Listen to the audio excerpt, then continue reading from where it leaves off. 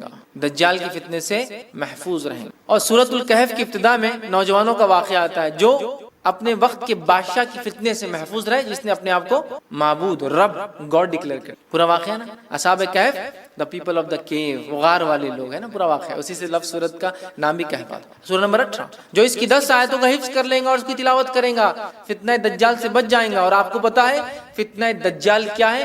فتنہ دجال وہ فتنہ ہے جس کے تعلق حدیث میں آتا ہے کہ آدم علیہ الصلوۃ والسلام اور نوح علیہ الصلوۃ والسلام نے اپنی قوم کو اس سے ڈرایا، حالانکہ ان کے زمانے میں آنے والا نہیں تھا، آخری نبی کے آئے تک نہیں آنے والا تھا، ہے نا، اور آخری نبی کے دور میں بھی نہیں آنے والا تھا، ان کے امتیوں میں آنے والا تھا، اور وہ بھی ہر امتی پہ نہیں آنے والا تھا، جو زمانے کے آخری وقت میں رہیں گے، جو ایمان کے اعتبار سے بڑے کمزور ہوں گے، تو ان میں جو مضبوط ہوں گے وہ بچ جائیں گے، صرف ٹیسٹ ہوگا ایک طرح سے، امتحان۔ تو فتنہ دجال کا فتنہ وہ فتنہ ہے کہ آدم علیہ السلام، نوح علیہ السلام نے، اور حدیث میں آتا ہر نبی نے اپنی قوم کو اس سے ڈرایا ہے۔ اور جب اللہ کے رسول صلی اللہ علیہ وسلم علامت قیامت بیان کی نا، حدیث میں آتا، راوی کہتے ہیں فجر کی نماز کے بعد نبی اکرم صلی اللہ علیہ وسلم نے کہا کہ میں تم سے نہ کہتا تھا دجال کے بارے میں، تمیمہ داری جو کرسچن تھے، عیسائی تھے، وہ آج میرے پاس پہنچے 1 مہینے کے سفر کے بعد، اور انہوں نے مجھ سے ایک واقعہ بیان کیا، چونکہ وہ ایمان بھی لائے ہیں اس چیز کو دیکھنے کے بعد، اسلام قبول کر لیا ہے، اور انہوں نے دجال سے ملاقات کی ہے، میں نہ کہتا تھا تم سے۔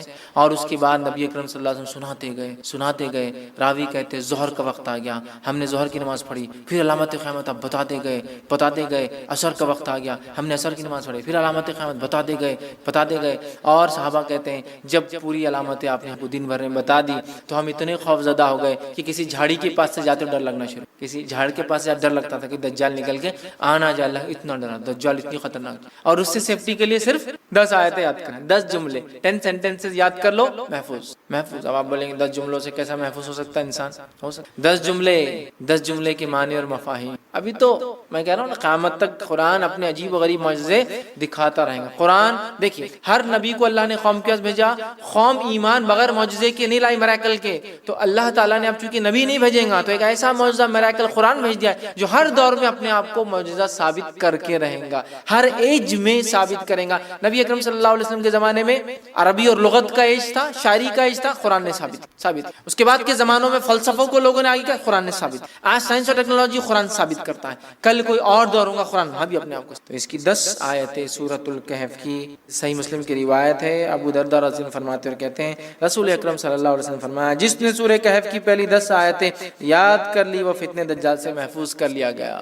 یاد کرو، سمجھو اس کو، اس کے معنی مفہوم پہ غور کرو، فتنے دجال سے انشاءاللہ ہم بچ جائیں گے، ٹھیک ہے۔ اسی طرح جو ہے سورہ کہف کی آخری 10 آیت تلاوت کرنے والا فتنے دجال سے محفوظ رہیں گا، پہلی 10 آیتیں یاد کرنے والا، آخری 10 آیتیں تلاوت کرنے والا محفوظ رہیں گا۔ یاد بھی کر لے، یاد کرنا ہے تو مسئلہ نہیں۔ اور کچھ علماء لکھتے ہیں ہو سکتا ہے دونوں سے فائدہ، واللہ عالم، چونکہ طبرانی کی روایت میں الفاظ اس طرح سے، ابو سعید خدری رضی اللہ عنہ راوی وہ کہتے ہیں رسول اللہ صلی اللہ علیہ وسلم فرمایا جس نے سورۃ الکہف کو اس طرح پڑھی جس طرح نازل ہوئی تو وہ اس کے لیے قیامت کے روز نور ہوں گی، مکہ سے لے کر جس جگہ وہ رہتا وہاں تک کے لیے نور، انڈیا سے وہاں پڑھے تو وہاں تک اتنا بڑا نور رہے گا، جس جگہ سے مکہ تک اتنا بڑا نور اس کے لیے ثابت ہوگا۔ اور جس نے سورہ کہف کی آخری 10 آیتیں پڑھی فتنے دجال سے، اس سے کوئی نقصان نہیں پہنچے گا۔ تو 10 آیتیں یاد کر لی تو بھی بچ گیا، آخری 10 آیتیں پڑھ لی تو بھی بچ گیا، ٹھیک ہے۔ اور میں بھی ہو سکتا دونوں بھی اس کا معنی ہو کہ پہلی بھی پڑھ لے، 10 بعد کی بھی پڑھ لے، انشاءاللہ انسان محفوظ ہے۔ اسی طرح جمعہ کی روز سورہ کہف کی تلاوت کرنے والے کے لیے 2 جمعوں کے درمیان ایک روشن نور ہوتا ہے، 2 جمعے کے درمیان روشن نور ہوتا ہے، یہ حاکم اور بیہقی کی روایت ہے، یاد رکھیں۔ اسی طرح جو ہے سورہ جو کچھ اس پہ تھا اس کے لیے کی، وہ ساری چیزیں اس کے سامنے ہوں گی، اور تب انسان کو یہ ریئلائز ہوگا، یہ حقیقت واضح ہوں گی کہ یہ تمام چیزیں آج میرے کوئی کام نہیں آنے والی سوائے ان کے جنہوں نے اس کا صحیح استعمال کیا۔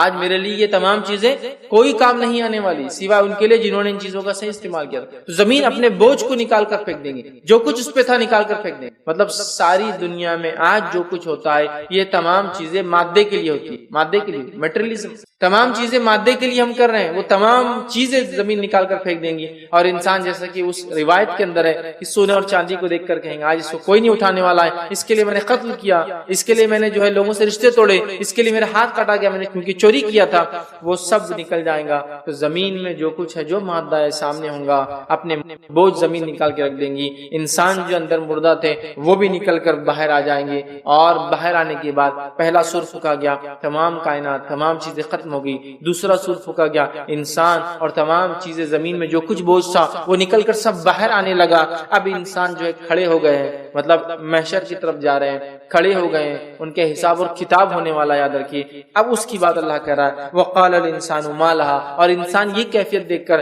جب وہ خود اٹھ جائے گا اور تمام زمین اپنے چیزوں کو نکال کر جو باہر رکھیں گی، اپنے بوجھ نکالیں گی، انسان کہیں گا کہ وقال الانسان ما لها، اور انسان کہنے لگے گا اسے آج کیا ہو گیا ہے، مطلب زمین کو یہ کیا ہو گیا ہے، زمین ایسا کیوں کر رہی ہے، یاد رکھیے۔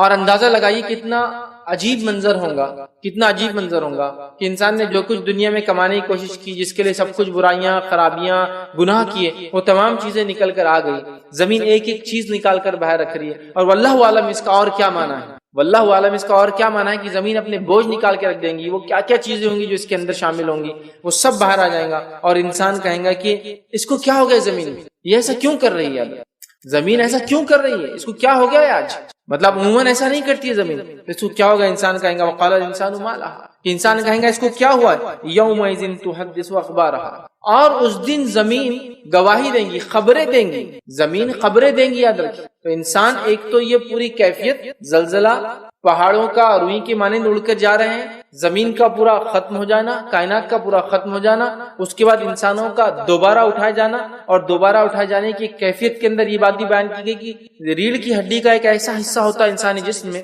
جو کبھی ختم نہیں ہوتا ہے، انسان مر جائے گا، سب کچھ اس کا ختم ہو جائے گا، مٹی بن جائے گا، چورا چورا ہو جائے گا، ریڑھ کی ہڈی کا ایک حصہ ایسا ہے جو کبھی ختم نہیں ہوتا ہے، اور روایت میں آتا ہے کہ وہ حصے سے پورا انسان بنے گا، اور انسان ویسے بنے گا جیسے سبزی اگتی ہے ویسے واپس بن جائیں گے، جیسے آپ نے بیج ڈال دیا اور سبزی پوری اگ جاتی ہے، اس طرح سے وہ ریڑھ کے ہڈی کے ایک حصے سے پورا انسان واپس بن جائے گا، پورا انسان واپس بن جائے گا۔ اور مشرکین مکہ کو یہ بات قبول کرنا بہت بہت بھاری اور مشکل، وہ یہ سوچتے تھے کہ انسان مرنے کے بعد، مٹی بنا دی جانے کے بعد کیسے دوبارہ اٹھا جائے، مطلب جب ہم گوشت پوشت تھے تو ٹھیک ہے، لیکن جب ہم مٹی بن جائیں گے، اور ظاہر سی بات ہے خبریں وغیرہ پرانے جو ایسے لوگ جو مرے ہوئے ان کی ہڈیاں وغیرہ نکلتی تھی، جب اس کو دیکھتے تھے یہ تو سب کچھ ختم ہو گیا، پھر ہم دوبارہ کیسے اٹھیں گے، مطلب ان کو بڑا امیزنگ لگتا تھا، بڑا تعجب خیز لگتا تھا، بلکہ وہ اس پہ ایمان نہیں رکھتے تھے دوبارہ اٹھائے جانے پر، ٹھیک ہے، وہ کہتے تھے کیسے تعجب ہے، کیسے انسان اٹھیں گا۔ لیکن الحمدللہ جس دور سے میں اور آپ گزر رہے ہیں، اس دور کے اندر انسانیت کا یہ دعویٰ ہے کہ اگر مخصوص کچھ جانوروں کی اگر ہڈیاں بھی ان کو مل جائے، یا وہ ہڈیاں مکمل طور سے مل جائے، تو وہ اس جانور کو واپس پیدا کرنے کی کوشش کرنے کے جو ہے پیچھے پڑے ہیں، ہے نا، کہ وہ چیز کو واپس بنایا جائے۔ تو اللہ رب العزت کے لیے کیا ناممکن ہے، کیا ناممکن ہے کہ جب پہلی بار اللہ رب العزت انسان کو پانی کے خطرے سے بناتا ہے تو دوسری بار اس کو پھر واپس پیدا کرے، اس لیے کہ کسی چیز کو بنانے میں اگر تکلیف اور مشکل آتی ہے تو وہ پہلی بار آتی ہے، لیکن دوسری بار اگر اس کو پھر سے بنانا ہے تو اس کو کچھ مشکل نہیں ہوتی، اس لیے کہ پہلی بار اس چیز کو بنا چاہے۔ کمپیوٹر پہلی بار بنے، آج پوری ٹیکنالوجی بھی ختم ہو جائے، انسان کمپیوٹر پھر سے بنا لیں گے، اس لیے کہ اس کو آئیڈیا آ چکا ہے، پہلے اس نے بنا چکا ہے۔ تو جب اللہ رب العزت نے پہلے ہمیں پانی سے پیدا کیا، پانی کے خطروں سے پیدا کیا، منی کیا ہے، پانی کا خطرہ ہے، پھر دوسری بار اس کے لیے کیا ناممکن ہے۔ لیکن مشرکین مکہ کے لیے بالکل تعجب خیز بات تھی، کیسا ہوگا کہ ہم مٹی بنائے جانے کے بعد کیسے ہم دوبارہ اٹھا جائیں گے، وہ تعجب کرتے تھے، ہے نا، تعجب کرتے تھے۔ اور اسی تعجب کے جواب میں اللہ رب العزت نے قرآن کے اندر، اگر آپ دیکھیں، یہ ہم دیکھیں قرآن کے اندر بار بار ہم دیکھتے ہیں انسانی پیدائش کا تذکرہ ہے، انسان کے پیدائش کا تذکرہ ہے، انسان کیسے پیدا ہوا، وہ منی کہاں، مطلب انسان کی ریڑھ کی ہڈی سے جو ہے نکلتا ہے، پھر وہ ماں کے پیٹ میں پہنچ جاتا ہے، پھر وہ نطفہ، علقہ، مضغہ، عظامہ، لحمہ، خلقا آخر، اس کے پورے اسٹیجز سے گزرتا ہے، اور اس کے بعد بچہ جو ہے پیدا ہو جاتا ہے نا۔ تو اللہ تعالیٰ نے اس کو بہت ڈیٹیل میں تذکرہ کیا، اس لیے کیا کہ جب انسان اپنی پہلی بار پیدائش پر غور کرتا ہے نا تو دوسری بار اٹھائے جانے پر خود بخود ایمان لا لیتا ہے۔ جب پہلی بار اپنی برتھ کو انسان دیکھتا ہے، پیدائش کو، تو دوسری بار اٹھائے جانے پر ایمان لا لیتا ہے۔ کیوں؟ اس لیے کہ پہلی بار پیدائش ہی ناممکن ہے، مطلب ہڈیوں سے بننا یہ تو پھر بھی امکان ہے، پہلی بار پانی کے خطرے سے اللہ ہڈی گوشت سب بناتا ہے، یہ تعجب کی بات ہے، یہ سم تھنگ امیزنگ ہے۔ دیکھیے آپ، انسان اس پہ غور کرے تو وہ ایمان لائیں گا دوبارہ اٹھائے جانے پر۔ تو ہماری پیدائش کا تذکرہ بار بار کیوں کیا گیا کہ اگر ہم اپنی پیدائش کو دیکھیں تو دوبارہ اٹھائے جانے پر ایمان لا لیں، اگر ہم اپنے آپ کو دیکھیں تو ہم کائنات بنانے والے پر ایمان لا لیں گے۔ معلوم اتنی انسانی جسم کو اللہ نے سوفسٹیکیٹڈ اس انداز سے بنایا، تو ریڑھ کی ہڈی کا ایک حصہ ہے جو کبھی ختم نہیں ہوتا، اور اس سے انسان ایک روایت میں آتا ہے ایسے بنیں گے جیسے سبزیاں اگتی ہیں نا، ویسے انسان ہو گیں گے اسے، ٹھیک ہے۔ تو کچھ بھی اگر کچھ بھی نہ بھی ہو تو اللہ تعالیٰ کے لیے ممکن ہے ہر چیز، اس لیے کہ ایک روایت بھی آتی ہے کہ ایک حدیث کے اندر یہ الفاظ ہے کہ ایک شخص تھا، اس نے اپنے بیٹوں سے وصیت کی کہ دیکھو جب میں مر جاؤں تو مجھے جلا دینا، اور مختلف پہاڑوں پر جانا اور میری راکھ کو پھونک کر اڑا دینا، اگر اللہ قادر ہوگا تو مجھے اٹھا لے۔ اس کے بچوں نے وصیت کے مطابق جب وہ مر گیا اسے پورا جلا دیا، اس کو ایشز میں تبدیل کر دیا، راکھ بنا دیا۔ اس کے بعد راکھ کو لے کے مختلف پہاڑوں پر سے پھونک دیا۔ اللہ رب العزت نے فوراً اس کو جیسی یہ ملا اس کو اپنے سامنے حاضر کیا اور کہا میرے بندے کیوں کیا تھا تو نے ایسے، کیوں کیا تھا ایسے؟ تو کہا اللہ میں اتنا گناہگار تھا کہ تیرے سامنے کھڑا ہونے کو میں ڈر رہا تھا، میں بہت گناہگار تھا، تیرے سامنے کھڑا ہونے کو میں ڈر رہا تھا۔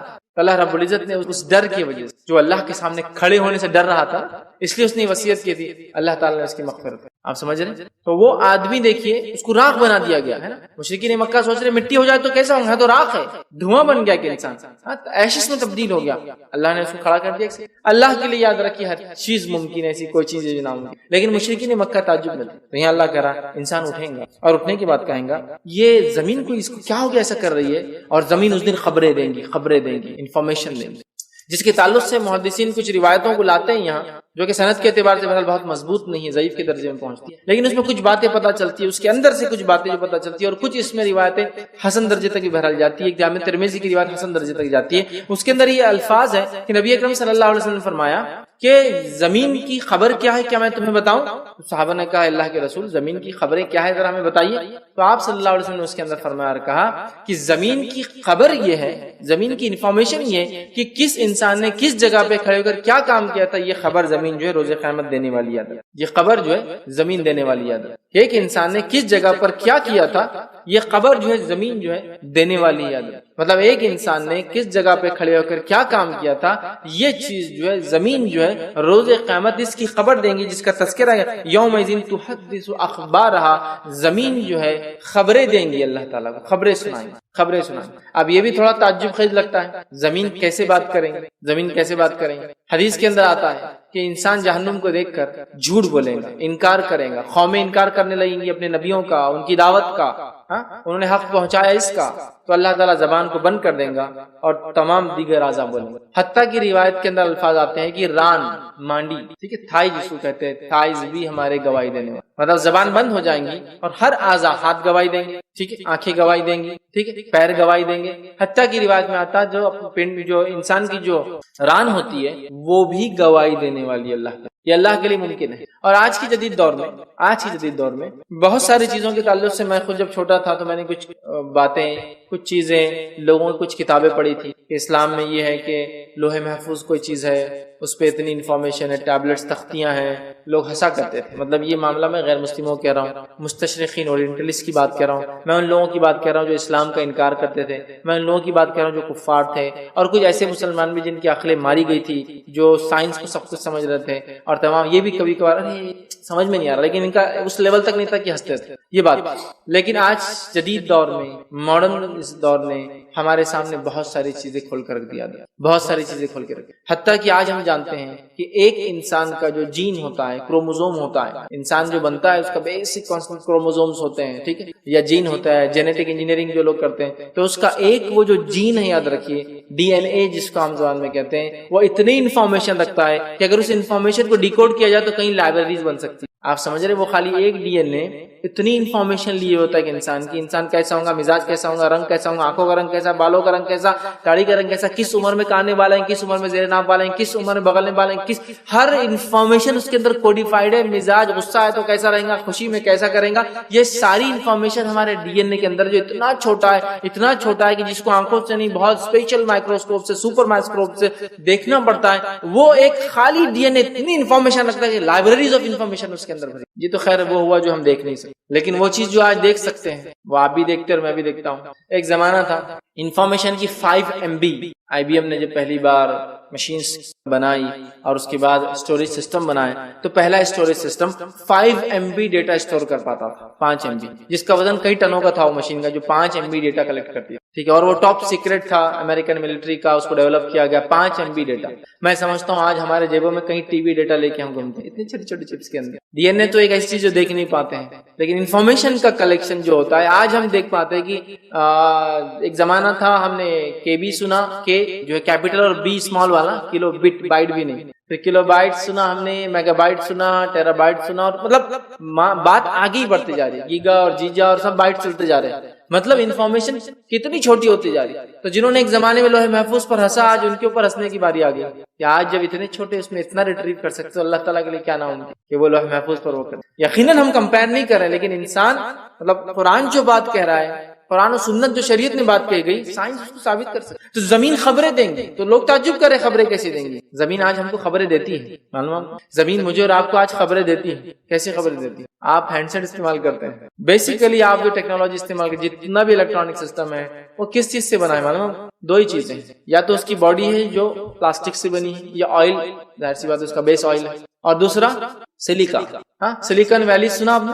سلیکا ہے، یہ کیمیکل نیم ہے کس کا معلوم آپ کو؟ سینڈ کا، مٹی کا. تو پورا چپ سیٹ بنتا ہے سلیکا سے. سلیکن ویلی اس لیے کہتے ہیں جہاں بھی الیکٹرانک کا کام ہوتا ہے اور آئل ہوتا ہے. تو آج بھی ہم کو زمینی کہیں نہ کہیں خبر پہنچاتی ہے، وہ سلیکا مٹی سے خبر ہم لیتے ہیں. آج ہمارے ہینڈ سیٹ اسی سے بنے، ہماری جتنے انفارمیشن پاس ہوتی ہے سب اسی سے. کوئی تعجب کی بات نہیں، کوئی تعجب کی بات نہیں. تو زمین اس روز خبر دیں گے، اور اللہ کے لیے تو ناممکن نہیں ہو کسی بھی چیز سے گواہی لے. یاد رکھیں، کسی بھی چیز سے، جو تو زمین اس کی مخلوق، یہ سب اللہ کی کریٹڈ تھنگس ہیں، اور یہ سب گواہی دے سکتے. زمین، آسمان، سورج، چاند، ستارے، ہر چیز یاد رکھیں گواہی دے سکتے. تو یہاں اللہ فرما رہا ہے یومئذ تحدث اخبارہا، اور زمین خبریں دیں گے، انفارمیشن دیں گے، خبریں دیں گے. آگے اللہ نے فرمایا بِأَنَّ رَبَّكَ أَوْحَى لَهَا. ایسا کیوں کریں گی وہ؟ اس لیے کہ اس کے رب نے اس کو یہ کرنے کا حکم دیا ہوگا. اس لیے کہ اللہ تعالیٰ نے زمین کو حکم دیا ہوگا کہ وہ خبریں سنائیں.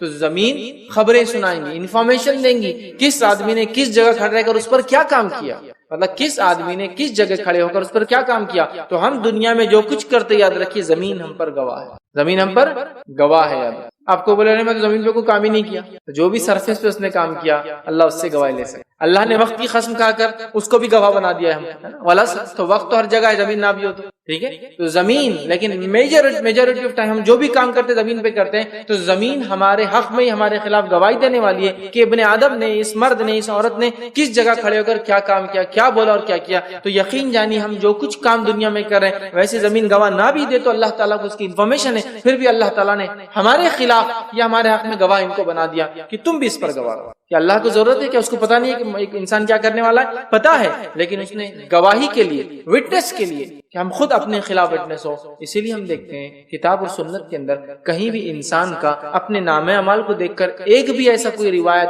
یا کوئی قرآنی آیت نہیں جس میں یہ ہو کہ اللہ میں نے تو یہ غلط ہے، میرے پر الزام لگا ہوا. نہیں، ہر آدمی قبول کرے گا جو لکھا. کیوں قبول کرے گا؟ اس لیے کہ لکھنے والوں نے صحیح لکھا.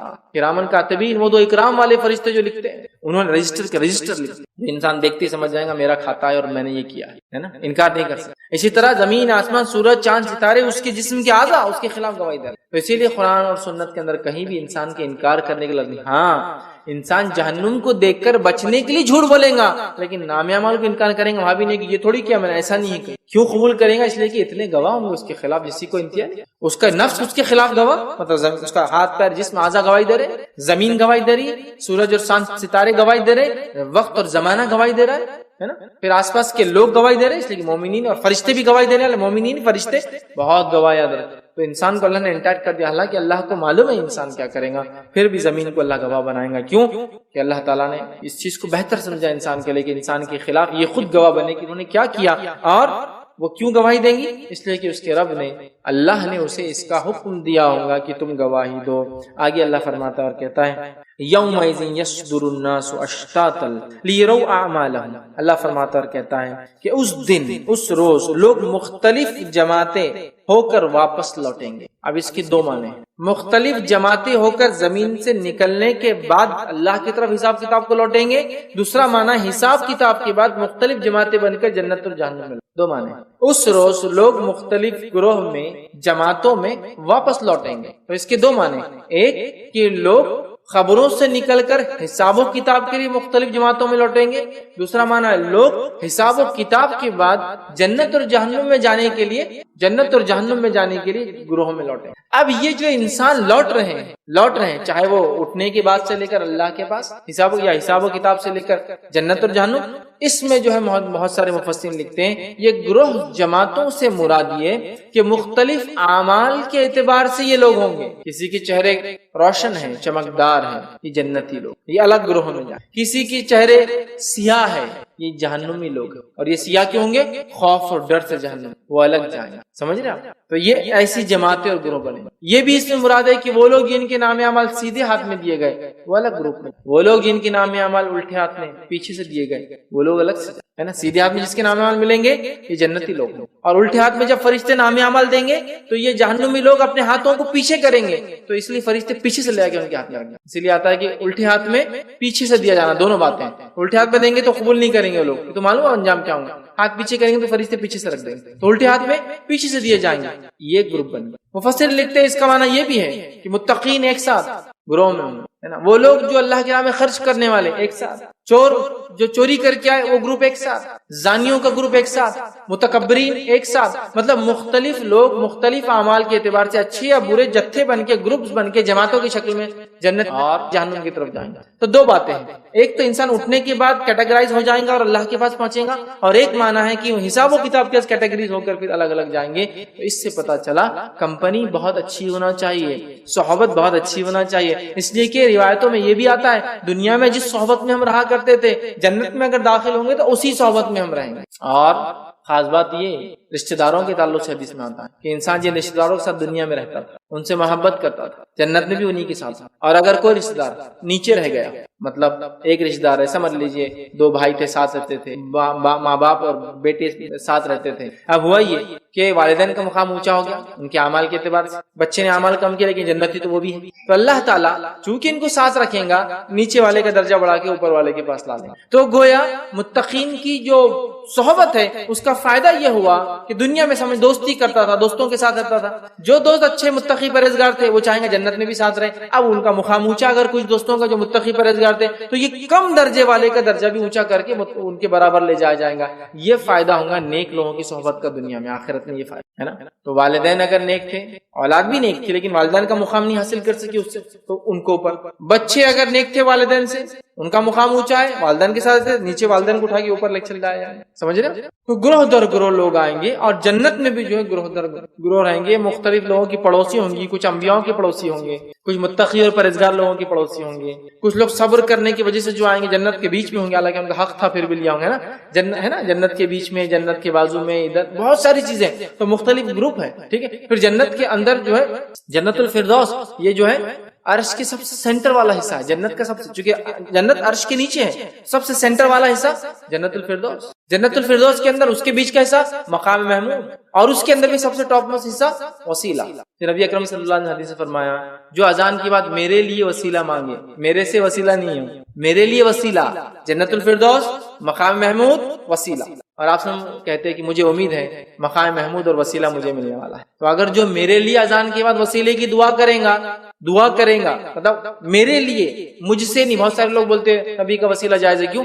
اذان کی دعا کے اندر ہے، اذان کی دعا کے اندر ہے. تو وہاں محمد صلی اللہ علیہ وسلم سے وسیلہ نہیں، محمد صلی اللہ علیہ وسلم کے لیے اللہ وسیلہ دیتے. وہ سب سے ٹاپ موسٹ حصہ ہے، سب سے بیچ والا ہے نا. تو الگ الگ دیکھیے، وسیلہ، مقام محمود، جنت الفردوس، پھر جنت کے بیچ کا حصہ، بہت ساری چیزیں. پھر جنت کے مختلف حصے، درجات، پارٹیشن، حتیٰ کہ سب سے آخری آنے والا سب سے نیچے درجے میں بھی نیچے ہوگا. جنت اونچی بھی ہے نا، یہ بیچ کا جتنا حصہ ہو رہا اتنا اونچا ہوتا جاتا ہے. پھر سب سے نیچے، سب سے سینٹر سے سب سے دور بھی ہوگا، سب سے چھوٹی جنت جو حاصل کرے گا وہ آدمی ہوگا جو سب سے آخری میں آئے گا. صحیح مسلم کی روایت ہے جب آخری انسان جہنم سے نکلے گا جو جنتی ہوگا، مطلب عقیدے توحید میں اس کی کوئی گڑبڑ نہیں ہوگی، اعمال کے اعتبار سے بہت اس نے خراب اعمال کیے ہوں گے، سزا بھگت لے گا. بھگت کر جب نکلے گا، جانے لگے گا، تو چونکہ انسانی سوچ چھوٹی ہوتی ہے، ادنا ہوتی ہے، اس کو اتنا نہیں سمجھتا ہے، تو وہ سوچتے ہوئے جا رہا ہوگا کہ کوئی جگہ باقی ہے کہ جنت میں لاسٹ اس کو معلوم ہوگا وہ لاسٹ ہے، اس کے بعد کوئی بھی نہیں، کوئی جگہ ہے یا نہیں، وہ اس کی فکر یہ ہوگی. وہ آ کے کھڑا ہو جائے گا، اللہ تعالیٰ پوچھیں گا اے بندے کیا چاہیے تجھے؟ وہ کہیں گا اللہ بس زیادہ کچھ نہیں، بس جنت دیکھ لو ایک بار، اتنا ہی میرے لیے کافی. کیونکہ اس کی امید یہ ہوں گی کہ جگہ ہی نہیں اندر، اللہ ٹھیک ہے، اور کوئی خواہش تو کچھ بھی نہیں. وہ جھانکیں گے اور وہیں رک جائیں گے. اللہ پوچھیں گا بندے تو نے مجھ سے وہ کیا تھا دیکھنے کا، باہر نہیں جا رہا، تو اللہ بس ایک اور گزارش ہے، یہاں رک جاؤ تو اتنا ہی کافی. اللہ ٹھیک ہے رک جاؤ، پھر یہاں کوئی مسئلہ نہیں. پھر کہیں گے اللہ پوچھیں گا اس سے کہ تم وہاں رک گئے، تم نے تو کہا تھا وہاں رک کے واپس جاؤ، مطلب وعدہ کیا تھا کہ جھانکوں گا، پھر وعدہ تھا کھڑے رہوں گا. تو کہیں گے اللہ بس تھوڑا دروازے کے بازو کھڑے رہنا، اتنی مہلت دے دے تو کافی. اللہ کہ ٹھیک ہے، پھر جا کے کھڑا ہو جائیں گے، ہٹیں گے نہیں وہاں سے. اللہ پوچھیں گا کھڑے بھی ہوگے تم ہٹ رہے نہیں، تو کہیں گے اللہ بس وہ کچھ جگہ ہوں گی تو یہیں رک جانے کا ارادہ کرتا ہوں. تو اللہ کہا اچھا ٹھیک ہے کیا چاہیے؟ تو پوچھیں گے اللہ کی جگہ ہے کہ باقی، لیکن مطلب میں رہنا چاہتا ہوں. تو اللہ پوچھیں گا اچھا کیا امید ہے تم کیا خواہش کرتے ہو؟ تو اب انسان کی کیا خواہش ہوگی؟ 20-30 کا پلاٹ ہی رہتی ہے ہماری خواہش، اس سے اونچا کیا ہے؟ اللہ 20 فٹ بائی 30 فٹ مل جائے تو یہی کافی ہوتا ہے. چھوٹا پلاٹ کا ایک سائز ہوتا ہے, اتنا ہی ہوتا ہے. تو ویسی کچھ تو بھی سوچتے رہیں گا انسان. مطلب ہم لوگ اللہ تعالیٰ کے بارے میں جو ہے نا حقیقی یقیناً ویسا گمان نہیں کر سکتے جیسے ہمارا رب جو ہے. بہرحال تو سوچیں گا جگہ ہے کیا, تو اللہ اچھا کتنی چاہیے, وہ اس کے گمان میں کچھ نہیں, وہ کچھ نہیں بول پائیں گا. اللہ کہیں گا اچھا دنیا میں جو سب سے بڑی سلطنت تھی, دنیا کی جو سب سے بڑی سلطنت تھی, اتنی جگہ دے دوں. وہ کہیں گا ہاں پھر تو ٹھیک ہے, یہ تو بہت ہو گئی نا, سب سے بڑی سلطنت, ہاں اتنی تو دے دو چلیں گے. تو اللہ کہیں گا دنیا کی جو سب سے بڑی سلطنت تھی اس کے 10 گنا بڑی جنت میں تجھے دے دوں. یہ سب سے چھوٹی جنت, دنیا کی سب سے بڑی سلطنت کی 10 ٹائمز گریٹر, سب سے چھوٹی سب سے ادنا جنت ہے. اور ایک روایت میں آتا اس سے پوچھا جائے گا کہ زمین جتنی دے دوں, وہ کہیں گا ہاں زمین تو بہت ہوگی, ہمارے دنیا 64,000 کلومیٹر پورا, ہاں یہ تو کافی ہے. تو اللہ کہیں گا زمین سے 10 گنا بڑی میں تو جنت, سب سے چھوٹی جنت زمین سے 10 گنا بڑی, ہمارے ارتھ سے 10 ٹائمز بڑی, سب سے لیس, سب سے ہلکی, سب سے ادنا, سب سے آخری جنتی والی. سمجھ رہے ہیں؟ تو لوگ گروپس میں جا رہے ہیں, گروپ اعمال کے اعتبار سے گروپ میں جا رہے ہیں. انبیاء کا ایک گروپ جا رہا ہے, صدیقین کا ایک گروپ جا رہا ہے, شہداء کا گروپ ہے, صالحین کے اندر پھر مختلف اعمال جو مختلف صدقات, خیرات, روزہ, نماز, زکوٰۃ, حج اور مختلف اعمال کے اعتبار سے جا رہے ہیں. سیم حال ادھر بھی ہے, جو لوگ کافرین ہیں ان کا ایک جتھا ہے, کافروں میں پرلے درجے کے کافر جو منافق ہیں وہ الگ گروپ میں جا رہے ہیں, سب سے نچلے گر رہے ہیں جہنم کے اندر. اس کے بعد وہ گروپ آ رہا ہے جو کافروں کا ہے, اس کے بعد وہ کافر آ رہے ہیں جنہوں نے انبیاء کو جھٹلایا,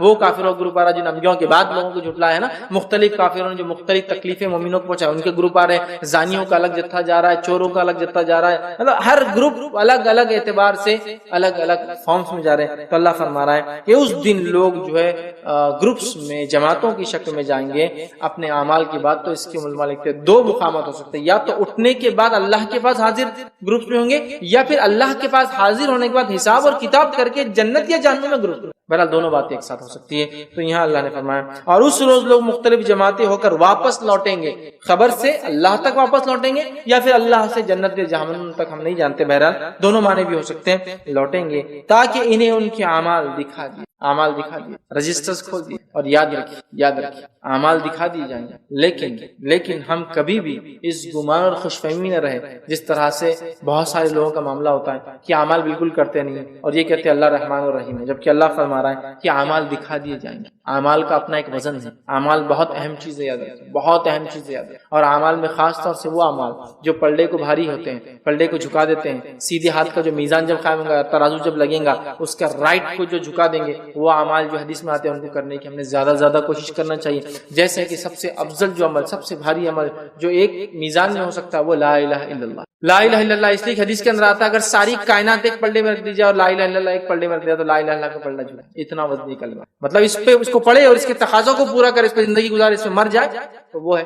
اسی طرح اخلاق کے بارے میں آتا ہے کہ اخلاق میزان میں سب سے بھاری عمل ہے, اس سے بھاری کوئی عمل نہیں اخلاق. تو ہم کیا کریں, وہ چیزیں جو ہمارے پلڑے کو, رائٹ ہینڈ سائڈ کے پلڑے کو بھاری کر دیں گے وہ جمع کریں. افسوس کی بات ہے ہم لیفٹ ہینڈ سائڈ کی چیزوں کو, الٹے طرف کا جو پلڑا ہے اس کو بھاری کرنے والے عمل اللہ محفوظ رکھے وہ کرتے ہیں. بہرحال تو یہاں کہا کہ وہ اپنے اعمال ان کو دکھا دیے جائیں گے. اور کچھ لوگوں کے تعلق سے آتا ہے جن کے اعمال یہ ہے کہ ان کی نیکیاں بس ایک چٹھی پہ ہوں گی, بس اتنی, گناہ کے 99 دفتر بھرے ہوئے. ایسے بھی لوگ, کچھ کے اعمال ایسے ہیں کہ جہاں تک نظر جاری ہے اس کے گناہ کا دفتر ہے, مطلب اس کا جو رجسٹر ہے گناہوں سے اتنا بھرا ہے کہ جہاں تک نظر اس کی جاری ہے اس کو پورے گناہ نظر آ رہے ہیں. ایسے بھی ہے. کچھ وہ ہوں گے جیسے انبیاء صالحہ, ڈر تو رہے ہیں کہ کیا ہوگا, لیکن اللہ ان کے ساتھ اچھا فیصلہ کرنے والا, لیکن پھر بھی ڈر رہے ہیں. صحیح مسلم کی روایت ہے آدم علیہ الصلوۃ والسلام, نوح علیہ الصلوۃ والسلام, ابراہیم علیہ الصلوۃ والسلام, موسیٰ علیہ الصلوۃ والسلام, عیسیٰ علیہ الصلوۃ والسلام, یہ تمام بڑے برگزیدہ انبیاء بھی ڈر رہے ہیں, کانپ رہے ہیں, اللہ کے سامنے حاضر ہونے کی ہمت نہیں کریں گے. آدم علیہ السلام کے لوگ جائیں گے اس لیے کہ میزان قائم نہیں ہوگا, لوگ اٹھ جائیں گے, گروہ در گروہ جا کے کھڑے ہو جائیں گے, جمع ہیں اور پسینے میں ڈوبے ہوئے, کوئی ٹکنے تک, کوئی گھٹنے تک, کوئی یہاں تک, اور کوئی مکمل ڈوبا ہوا ہے پسینے میں, اس لیے کہ سورج صرف 1 میل 1.5 کلومیٹر یا 2.25 کلومیٹر کے فاصلے پر آ چکا ہے. اور لوگ کہیں گے کہ چاہے جہاں بھی ہمارا فیصلہ ہو, کم از کم یہ اس سے چھٹکارا ملے, یہ تکلیف میں ہم کھڑے ہیں. لوگ جا کے آدم علیہ السلام کے پاس حاضر ہو کہیں گے آدم تم کو اللہ نے اپنے ہاتھوں سے بنایا, تم جا کے آج اللہ کو کہو کہ میزان قائم کر دیں. آدم علیہ السلام کہیں گے بالکل, آج اللہ اتنا غضب میں ہے جو اس سے پہلے ہوا نہ اس کے بعد ہوگا. کہیں اگر اس نے میری وہ خطا پکڑ لی جب مجھ سے کہا تھا اس شجر, اس جھاڑ کے قریب مت جانا جس کا پھل میں نے کھا لیا, آج تو میں کہیں کا نہیں رہوں گا, تم کسی اور کے پاس جاؤ. ہاں تم ایک کام کرو, نوح کے پاس جاؤ, وہ پہلے رسول ہے جو انسانیت طرف بھیجے گئے, ہو سکتا ہے آج وہ تمہاری سفارش کرے, میں تو بڑے بڑے انبیاء کہاں پر. نوح علیہ السلام کے لوگ جائیں گے، کہیں گے نوح آپ چلیے میزان بولیے اللہ کو حساب و کتاب قائم کرے. نوح علیہ السلام بولیں گے آج اللہ اتنا غضب میں، نہ اس سے پہلے تھا نہ اس کے بعد کبھی ہوں گا. آج میں نہیں جاؤں گا کہ اللہ نے میری بد دعا کو پکڑ لیا جو میں نے اپنی قوم کے خلاف کی، تو میں کہیں نہیں رہوں گا، تم کہیں اور جاؤ میرے سے. تم ایک کام کرو، ابراہیم کے پاس جو اللہ کے دوست خلیل ہے، شاید وہ کر دے. لوگ ابراہیم علیہ السلام کے پاس جائیں گے، ابراہیم علیہ السلام کہیں گے ابراہیم اللہ سے آپ جو ہے سفارش کیجئے کہ جو میزان قائم ہو جائے. ابراہیم علیہ السلام کہ نہیں، اللہ مجھے اگر پکڑ لے میرے 2-3 جو اقوال میں نے کہے تھے دنیا میں، تو آج میں کہیں کا نہیں رہوں گا، کہیں اور جاؤ تم. اور تم موسیٰ علیہ السلام کے پاس جو اللہ نے ان سے سیدھا کلام کیا، کلیم اللہ ہے. لوگ موسیٰ علیہ السلام کے پاس جائیں گے، موسیٰ علیہ السلام کہیں گے اللہ اتنا غضب میں ہے، نہ اس سے پہلے کبھی ہوا نہ اس کے بعد. میری اگر وہ خطا جو میں نے مکہ مارا تھا اور وہ آدمی مر گیا خبتی مصری، میں کہیں کا نہیں رہوں گا. تم عیسیٰ کے پاس جاؤ، وہ اللہ کا کلمہ ہے، کلمۃ اللہ، روح اللہ، اللہ نے روح ڈالی تھی، شاید وہ سفارش کرے. لوگ عیسیٰ علیہ السلام کے پاس جائیں گے، عیسیٰ علیہ السلام کو عذر حدیث میں نہیں آتا، انہوں کیا دیں گے، لیکن کہیں گے میں نہیں کر سکتا ہوں. آج محمد صلی اللہ علیہ وسلم کے پاس جاؤ، لوگ محمد صلی اللہ علیہ وسلم کے پاس آئیں گے، نبی اکرم صلی اللہ علیہ وسلم آگے بڑھیں گے، جا کے اللہ کے پاس کھڑے ہوں گے، اللہ ان کو کلمات سکھائیں گا، وہ کلمات سے وہ اللہ سے دعا کریں گے. اس کے بعد سجدے میں گر جائیں گے، سجدے میں وہ کلمہ پڑھیں گے جو اللہ نے انہیں سکھایا تھا. پھر اللہ رب العزت کہیں گے اے محمد صلی اللہ علیہ وسلم اٹھو، سفارش کرو، قبول کی جائیں گے. پھر نبی اکرم صلی اللہ علیہ وسلم سفارش کریں گے، کچھ لوگ اس سفارش کے جنت میں. پھر آپ سجدے میں گر پڑیں گے، پھر ایک وقفہ پتہ نہیں کتنا عرصہ، اس کے بعد اللہ کہیں گے محمد صلی اللہ علیہ وسلم اٹھو، سفارش کرو، قبول کی جاؤں گے. پھر آپ صلی اللہ علیہ وسلم اٹھیں گے، پھر سفارش کریں گے، پھر کچھ لوگ جائیں گے، پھر آپ صلی اللہ علیہ وسلم سجدے میں گر جائیں گے. حدیث میں آتا. تو یہ ایسی سفارش نہیں کہ ایک بار کی اور سب چلے گئے. نبی اکرم صلی اللہ علیہ وسلم بار بار وہ کلمات پڑھیں گے جو کلمات ان کا رب ان کو اس دن سکھائیں گا، پھر اس سے سفارش کریں گے، ایک جتھا اور گروپ نکل کے جائیں گا. سوال یہ جو اس چکر میں بیٹھے ہیں کہ اعمال بغیر کرے کہ بھی نبی کا دامن، اس کا دامن، ولی کا دامن پکڑ کے چلے جائیں گے. سوال یہ کیا نبی ولی ان لوگوں کی سفارش کریں گے جو لوگ دین پر نہیں چل کے آئے، یا ان کی کریں گے جو چل کے آئے؟ بتائیے. یہاں تو پورے گناہ کیے جا رہے ہیں، ہم تو اس کا دامن پکڑ کے اس کے خاندان سے چلے جائیں گے. یہاں بڑے بڑے انبیاء بھی کاپ رہے ہوں گے دوسروں کی کیا حیثیت اور کیا اوقات ہے نا. بہرحال یہ وہ وقت ہے، یہ وقت تو لوگ گروہ در گروہ جائیں گے، اپنے اعمال کو وہ دیکھیں گے، ان کے اعمال جو ہے تولے جائیں گے. اللہ تعالیٰ آگے فرماتا ہے فَمَن يَعْمَلْ مِثْقَالَ ذَرَّةٍ خَيْرٍ، اور جس کسی نے ذرہ برابر بھی خیر کیا ہوگا وہ عمل نامے میں دیکھ لے. اور روایت میں کہ جس کسی نے مسجد میں سے تنکا اٹھا کر پھینکا ہوگا وہ بھی نامعلوم لکھا ہوا ہوگا. مسجد سے تنکا اٹھا، مسجد میں ہوتی نا کچرا وغیرہ گرا ہوا ہے، پھینک دینا چاہیے. تنکا اٹھا کر پھینکا. اب ہمارے پاس ہوتا ہے، آپ کیسا پھینکنا؟ آپ اٹھا کے جیب میں رکھ لیجیے، مسجد سے نکل کر پھینک. مسجد میں گندگی کرنا تو دور کی بات ہے، گرا ہوا تنکا اٹھانا چاہیے. مسجد کی در اور دیوار پہ تھوکنا نہیں چاہیے، ممانعت ہے اس کی ادر کی بہت سخت. ہمارے پاس ہم دیکھتے طہارت خانوں میں جا کے لوگ دیواروں پہ تھوکتے ہیں، راستے میں چلتے تھے مسجد کی دیواروں پہ تھوک دیتے ہیں، منع ہے، ممانعت. تو تنکا بھی اٹھایا ہوگا، تنکا صفائی وہ بھی لکھا ہوا ہے، ذرہ بھی لکھا ہوا ہے. بتا اس نے اگر ذرہ برابر بھی خیر کیا ہوگا وہ دیکھ لیں گا. اور ذرے کے معنی میں آتا ہے جو مفسرین لکھتے ہیں، جو بہت زیادہ قوی جو معنی لیا تھا وہ یہ چونٹی سے چھوٹی کوئی چیز. حالانکہ اس کے علاوہ بھی معنی لکھے لوگوں نے، عربی دان ہیں، جیسا کہ آپ زمین پہ ہاتھ مار کے جب اٹھاتے ہیں تو ایک سب سے چھوٹا پارٹیکل لگتا ہے، اس کو بھی ذرہ کہا جاتا ہے. کچھ نے کہا وہ جو روشنی جو کسی سوراخ میں سے آتی دھوپ کے اندر اور اس میں کچھ چیزیں اڑتی وہ بھی ذرہ ہے. لیکن سب سے قوی جو معنی جو لیا ہے مفسرین نے وہ کون سا ہے؟ چونٹی سے چھوٹی چیز. تو ذرہ برابر بھی خیر کیا ہوگا، ذرہ برابر بھی بھلائی کیا ہوگا وہ اس کو دیکھیں. اور اس کے شان نزول کے اندر جو بات آتی ہے، میں نے کہا 2 لوگوں کے تعلق سے آتا ہے کہ ان کی وجہ سے یہ صورت نازل ہوئی. جس میں سے پہلا وہ شخص تھا جو چھوٹی نیکی کو سمجھتا تھا کیا فائدہ اس کو کر کے، ایزی لیتا تھا، چھوڑ دیتا تھا. اور دوسرا وہ ایک شخص تھا جو چھوٹے گناہ کو معمولی سمجھتا تھا، مطلب ایسا جھوٹ بول جائے، کبھی چوری کے لیے معمولی سمجھتا تھا. ان کے لیے یہ صورت گزری کہ جو کوئی جو ہے ذرہ برابر بھی خیر کرے گا وہ اس کو دیکھے. اور جب انسان خیر کرتا ہے، نیکی کرتا ہے، تو ثواب 1 سے لے کر 10 اور 10 سے لے کر 700 اور 700 سے لے کر ملٹیپل آف 700 ٹائمز اللہ اجر دیتا ہے. یہ خاص بات ہے اللہ تعالیٰ کی کہ اس نے نیکی کو بڑھا دیتا ہے، زائد دیتا ہے. یاد رکھو ذرہ برابر بھی اگر نیکی. آج کتنی ایسی نیکیاں ہیں، کتنے ایسے خیر کے کام ہیں جس کو ہم نہیں کرتے. کوئی اور کر لیں گے نا، میں تو بہت بڑی نیکیاں کرتا ہوں نا، توحید پر ہوں، اتباع سنت کرتا ہوں، ہے نا. تو راستے میں کوئی آدمی گرا تو اٹھانا کیا ضروری ہے؟ کوئی دوسرا کر لے یہ نیکی. نہیں، پتہ نہیں وہ چھوٹی نیکی مغفرت کے لیے کام آ جائے. جس نیکی کو ہم معمولی سمجھ کے چھوڑ رہے ہیں ہو سکتا ہے وہی مغفرت کا سامان بن جائے. یہ اللہ کے پاس وہی گرفت بن جائے کبھی. سمجھ رہا؟ کوئی بھی چیز کو چھوٹا نہ کرے، کوئی بھی چیز ذرہ برابر. اس لیے کہ اگر ہم دیکھیں تھوڑی چیز جمع ہو کر ہی جو ہے کوئی بڑی چیز بنتی ہے. تو ذرہ برابر بھی کسی خیر کو کیا ہوگا دیکھ لیں گا اس نام اعمال میں لکھا ہوا. اور پھر فرمایا اللہ نے وَمَن يَعْمَلْ مِثْقَالَ ذَرَّةٍ شَرًّا يَرَهُ، اور ذرہ برابر بھی شر کیا ہوگا، برائی کیا ہوگا تو وہ بھی دیکھ لیں. ذرہ برابر بھی برائی کیا ہوگا تو وہ بھی لکھا ہوا دیکھ لیں گے. لیکن ہمارے رب کا فضل ہے، جود اور کرم ہے کہ وہ ایک گناہ کا ایک ہی گناہ دیں گا. ایک گناہ کا ایک ہی گناہ دیں گا، اور ایک نیکی کا 1 سے لے کر 10 اور 10 سے لے کر 700 تک اجر، اور 700 سے زیادہ اس کی نیت انٹینشن کے اعتبار سے ملٹیپل ٹائم آف 700 ملیں گا انشاءاللہ. لیکن گناہ کا ایک ہی، یہ اللہ کا فضل ہے. اور اس پر ایک فضل یہ بھی ہے، ہماری نیکیاں گناہوں کو ختم کر دیتی ہے. اللہ نے فرمایا ان الحسنات یذھبن السیئات، نیکیاں گناہوں کو ختم کر دیتی، مٹا دیتی. سمجھ رہے ہیں؟ جیسے کہ انسان نے چھوٹے موٹے گناہ کیے اور اس کے بعد اس نے نماز قائم کر لی اور اس نے روزہ رکھا، اچھے سے وضو کرتا ہے، تو یہ اعمال کیا کرتے اس کو معاف کرتے. یہ سارے گناہ انشاءاللہ اس میں معاف ہو جاتے ہیں. ٹھیک ہے؟ نیکیاں ایک تو گناہ کو مٹاتی ہے اور خود اپنے آپ میں 1 to 10 اور 10 to 700 یا اس سے زیادہ اپنے آپ میں جو ہے فائدہ رکھتی ہے. تو لہٰذا یہ اللہ کا فضل ہے. تو ایک انسان نے ذرہ برابر نیکی ہوں گی دیکھ لیں گا اور ذرہ برابر شر کیا ہوں گا دیکھ لیں گا. اسی لیے بہت سارے سلف کا یہ خیال تھا کہ کسی گناہ کو کبھی چھوٹا سمجھ کے مت کرو اور کسی نیکی کو کبھی چھوٹا سمجھ کے مت چھوڑو. اس لیے کہ جب تم گناہ کرو گے، اس کی مثال ایسی ہے کہ کسی نے لکڑی جمع کی اور لکڑیاں جمع ہوتی رہی اور کسی نے اس میں آگ لگا دی. تو یہ چھوٹے گناہ ایسے ہوتے جمع ہوتے اور جہنم میں لے کے. ایک آدمی نے ایک لکڑی ڈال دی، پھر دوسری ڈال دی، تیسری چوتھی پانچویں جمع ہو گیا ڈھیر اور کسی نے آگ لگا دی، اس کو جل جائیں گے. لیکن شروعات میں تو 1 تو ہے، 2 تو ہے، 3 تو ہے، 4 تو ایسے ہوتا ہے. تو گناہ کا ایسی معاملہ آدمی شروع کرتا ہے، تھوڑا تو ہے بالکل ختم ہو جاتا ہے.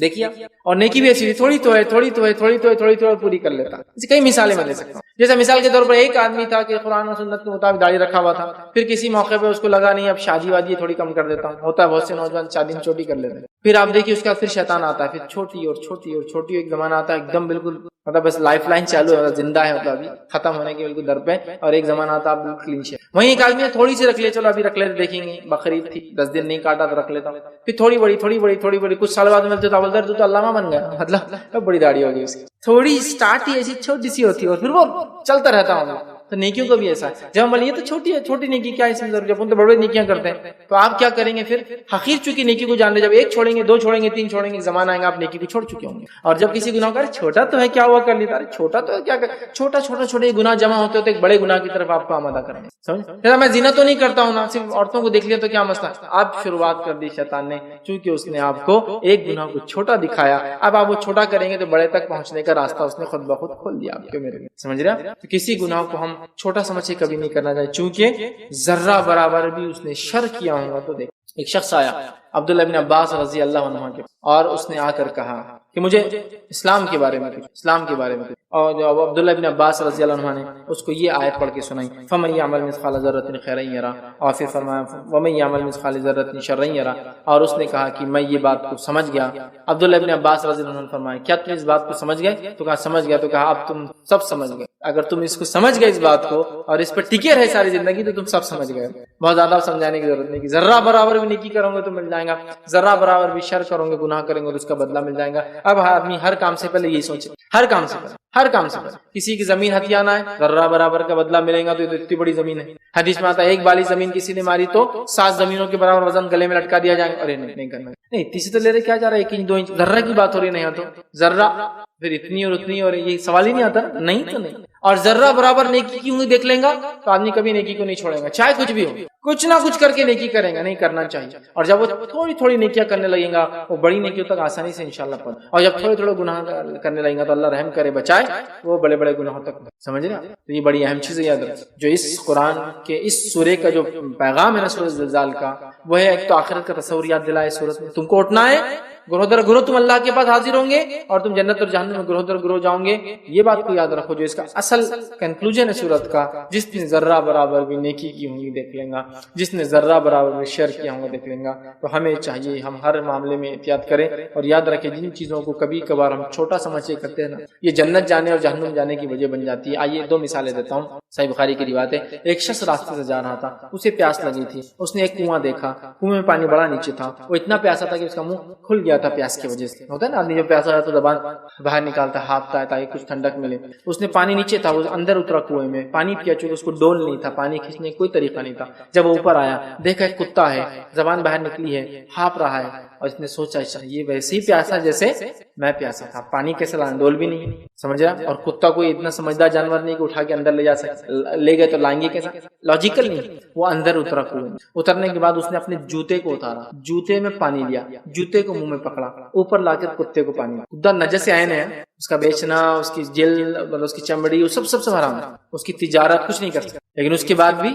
وہ اللہ کی مخلوق ہے نا. پیاسا تھا, پانی پلایا, اللہ نے اس کے عمل کی وجہ اس کی مغفرت کر دی گناہ. دوسری روایت میں آتا ہے کہ ایک فاحشہ عورت تھی. لیکن ایک بات یاد رکھیں, ان تمام روایتوں میں یہ لوگ توحید پڑھتے ہیں, توحید کے بعد تمام ان سے گناہ ہو رہے ہیں. فاحشہ عورت تھی, توحید پرست تھی, لیکن کیونکہ توحید کے بغیر مغفرت ہوتی نہیں کسی. یہ بات بالکل آپ لکھ لیے, مطلب یہ کبھی بھی ایسا کچھ آتا نہیں مغفرت ہوگی. تو توحید پرست ہی تھا, گناہ گار تھا.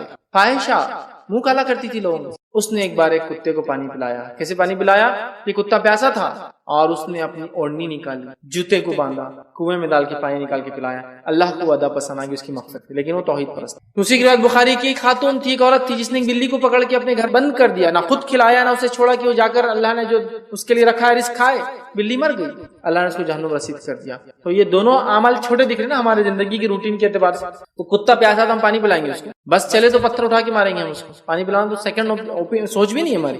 دیکھیے وہ نجس عین ہے لیکن اللہ کی مخلوق ہے, نجس عین ہے اللہ کی مخلوق, ٹھیک. اور اگر کوئی چھوٹا جانور ہو, ہمارے بچے اس کے ساتھ کھلواڑ کر رہے ہو یا بند ہو, ہماری کوئی فکر ہی نہیں ہے. آپ دیکھیے محلوں کے اندر بچے کتوں کے بچوں کو چھوٹے جو ہوتے ہیں, بلی کے بچوں کے بے دردی سے مارتے ہیں, چوزوں کو لالا کی کیسا ان کی گردنیں توڑتے ہیں, اور آپ بھی خوشی سے لا کے 2-2.5 روپے 5 روپے کا چوزا دے دیتے ہیں. مارنے تو اس کو ماریں گے تو میں زندہ رہوں گا اس لیے کہ سکون نہیں لینے دیں گے, آپ چھوڑ دیتے ہیں. لیکن معمولی چیز نہیں ہے. بلی کو پکڑ کے اپنے گھر بند کر دیا, بلی خود کچھ نہیں کھا سکی, اس نے خود کچھ نہیں کھلایا, جہنم میں چلے گئی. تو ایک جانور کی موت کے جہنم میں جا رہا ہے, معمولی مت سمجھو. کسی عمل کو ہم کبھی بھی کیا ہے چھوٹا سمجھ کے نہیں چھوڑنا چاہیے. ہر بار کوشش کرے, ہو سکتا ہے چھوٹا عمل اللہ مغفرت کا ذریعہ بنے, یہ تھوڑا سا صدقہ شاید ذریعہ بن جائے, یہ تھوڑا سا معاملہ بڑے بڑے اعمال ہو سکتا ہے ایک طرف لے جائے, چھوٹا عمل ہی مجھے جنت کی طرف لے جانے والا بنا. تو اللہ نے اس سورت کا جو کنکلوژن ہے, تھوڑا بھی اگر کسی نے خیر کیا ہوگا تو دیکھ لیں گا, اور تھوڑا بھی اگر شر کیا ہوگا تو دیکھ لیں گا. اگر اس بات کو ہم سمجھ جائیں انشاءاللہ تو ہماری زندگی بدلنے کے لیے 2 آیتیں بالکل کافی. کہ اب ہر چیز سے پہلے سوچنا ہے, ذرہ برابر بھی نام عمل میں آنے والا ہے تو اب لکھانا ہے اپنے کو, اور ذرہ برابر گناہ بھی آنے والا ہے تو یہ اپنے کو لکھانا نہیں ہے. اگر ہو گیا ہے تو وائپ آؤٹ کرانا ہے, مٹانا ہے فرشتوں کو. اور وہ کیسا, ان الحسنات یذہبن السیئات, نیکیاں کرو, نیکیاں گناہوں کو مٹا دیتی. سمجھ رہا بات, نیکیاں گناہوں کو مٹا دیتی ہیں. عمر ابن خطاب رضی اللہ عنہ مسجد نبوی موجود ہے, ایک شخص بھاگا آیا, بھاگتے ہوئے آیا, کسی نماز کے وقت, روایت میں الفاظ نہیں ہے اور کچھ میں ہے, میں بھول رہا ہوں وہ کیا ہے. بھاگتے آیا اور کہا کہ میں تو ہلاک ہو گیا, برباد ہو گیا. عمر ابن خطاب رضی اللہ عنہ نے کہا کیا ہوا, کیا ہلاک ہو گیا, کیا برباد ہو گیا, کیا ہو گیا معاملہ, ٹھیک. تو کہا میں خاتون کے پاس گیا, عورت کے پاس گیا, میں نے زنا چھوڑ کے سب کچھ کر لیا اس کے, اب میری کیا سزا ہے. تو کہا یہ تیرے اور تیرے رب کے بیچ کا معاملہ ہے, ڈسکلوز کیوں کر رہا ہے, توبہ کر لے. وہ نہیں مانا, وہیں رکا رہا. پھر نبی اکرم صلی اللہ علیہ وسلم کے پاس گیا, کہا کہ میں نے ایک عورت سے زنا چھوڑ کے سب کچھ کر لیا. آپ صلی اللہ علیہ وسلم خاموش رہے. پھر وہیں رہا. پھر اگلی نماز میں آپ صلی اللہ علیہ وسلم پھر آگے کھڑے ہو گئے, کہا میں نے ایسا کیا, سزا سناؤ اس کی, پنشمنٹ چاہیے مجھے اس کی, مجھے گناہ وائپ آؤٹ کرنا, مٹانا ہے. پھر خاموش, کوئی جواب نہیں دیا. پھر اگلی نماز تک پھر رکا رہا. سب نے کہا کہ تیرے رب کے بیچ گناہ, معافی مانگ. کھڑا رہا. نبی اکرم صلی اللہ علیہ وسلم فرمایا, تو آیا میرے پاس, تو نے وضو کیا, تو نے نمازیں پڑھی ہمارے ساتھ, انشاءاللہ یہ نمازیں وغیرہ اس گناہ کے معافی کے لیے کافی. سمجھ, اس لیے کہ حسنات تو کر رہا ہے نا اس گناہ کے بعد, تو وہ کیا کرتے ہیں, سیئات گناہوں کو. سمجھ رہا بات, ایسا بہت ساری بار ہوتا ہے. لیکن یقیناً یہ روایتیں ہمارے لیے دلیل نہیں ہے گناہ کرنے کی کہ ہم وہ گناہ کریں اور پھر نماز پڑھیں. یہ ہو جائے تو اس کا حل دیا جا رہا ہے. اور یہ مفہوم تھا حدیث کا جو میں نے آپ کے صحابہ کہہ رہے چلے جا, آپ سے نہیں کہہ رہے نا کچھ تو چلے جا, نہیں ہوگی سزا, نہیں رکے رہے, اڑے رہے. سمجھ رہے. تو گناہ انہوں نے کیا تھا, وہ نہیں چاہتے تھے گناہ میرے ساتھ ہمیشہ کے لیے رہے, اس کو مٹانا چاہتے تھے. طریقہ اس لیے میں نے کہا نماز وضو وغیرہ بھی ہمارے گناہوں کو ٹھیک ہے، تو کسی گناہ کو ہم معمولی سمجھ کے نہ کریں اور کسی نیکی کو معمولی سمجھ کے ہم نہ چھوڑیں. اگر یہ ہم سمجھ جائے تو زندگی انشاءاللہ ہماری بدل سکتی ہے. ہر چیز کے کرنے سے پہلے ہم سوچ سکتے ہیں کہ ذرہ بھی نام اعمال میں لکھا جانے والا ہے. جیسا جو لوگ اب تو گورنمنٹ جاب نہیں ہوتی ہے لیکن گورنمنٹ جاب پر تھے اور ان کی وہ گڈ بکس بنتی تھی نا، کتابیں بنتی تھی، ان کا بڑا باس لکھتا تھا بہت اچھے اسسٹنٹ ہے میرے، یہ تو کہا ہاں بس اپنا تو آگے کا پروموشن کا معاملہ طے ہو گیا. اور وہ لکھ کے چلے جائے بہت ہی ناکارا، نا ہے، نالا ہے، فلاں فلاں، تو پھر اس کو دعوت دو چاپلوسی، پہلے بول دیتا تھا لکھنے والا ہوں میں، تو پھر دعوت دو چاپلوسی کرو فلاں کرو، اس کے بعد بھی کچھ تو بھی غلط لکھ کے جاتا تھا. وہ ریکارڈ بک آپ کے لائف ٹائم کی اچیومنٹ پر، آپ کے پینشن پر، آپ کی سروس پر پورا ایفرٹ کرتے ہیں نا. تو اسی طرح نام اعمال بھی تیار ہو رہا ہے. فرق یہ کہ ہم اس کو دیکھنے لیکن تیار ہو رہا ہے. تو میں بھی چاہوں گا میرے گڈ بکس پورا، میرا ہر چیز، میرا نام اچھی کتابوں میں سے، ہم اس کو مٹا سکتے اپنے گناہوں کو. تو ہر کام کرنے سے پہلے یہ سوچیے کہیں یہ چھوٹا گناہ ہے لیکن کہیں اس میں تو نہیں آ رہا ہے کہ میں چھوٹا سمجھ کے کر رہا ہوں، اس لیے کہ پھر اس میں بڑے کی طرف جا سکتا ہوں اور کسی نیکی کو میں چھوٹا سمجھ کے نہ کروں. انشاءاللہ اگر ہم یہ کریں گے تو ہم حقیقت میں یاد رکھیں دین اور اسلام کے پیغام کو سمجھیں گے. وہ یہی ہے کہ کسی چیز کو ہم چھوٹا سمجھ کے عمل کو نہ چھوڑے کبھی، اور کسی گناہ کو چھوٹا سمجھ کے ہم نہ کریں. یہ چند باتیں جو اس صورت کے اندر بیان کی گئی. سب سے پہلے آخرت، اس کا منظر ہم نے دیکھا. اس کے بعد ہم نے دیکھا کہ زمین ہمارے خلاف گواہی دینے والی ہے. اس کے بعد ہم نے دیکھا لوگ گروہ در گروہ گروپس کے اندر جو ہے جنت اور جہنم کی طرف جائیں گے اور حساب و کتاب ہوں گا. اور پھر ہم نے دیکھا اللہ تعالیٰ نے بات بیان کی کہ جس نے تھوڑی بھی خیر کا کام کیا وہ دیکھ لیں گا اور تھوڑا بھی شر کا کام کیا ہوگا وہ دیکھ لیں گا. میں اپنی بات کو اسی پر ختم کرتا ہوں. اللہ تعالیٰ سے دعا کہ اللہ سبحانہ تعالیٰ ہم تمام کو جو ہے خوب سے خوب نیکیاں کرنے کی توفیق عطا فرمائے اور ہر قسم کے گناہ سے اپنے آپ کو بچانے کی توفیق عطا فرمائے. اللہ سبحانہ تعالیٰ ہم تمام کے حق میں جو ہے لوگوں کو گواہی دینے والا بنائے، چیزوں کو گواہی دینے والا بنائے. اور اللہ سبحانہ تعالیٰ ہمیں روز قیامت نیکوکاروں کی مجلس محفل میں اور ان کی صحبت کے اندر رکھے. جب تک ہمیں زندہ رکھے اسلام اور ایمان پر زندہ رکھے. خاتمہ ہمارا ایمان پر ہو.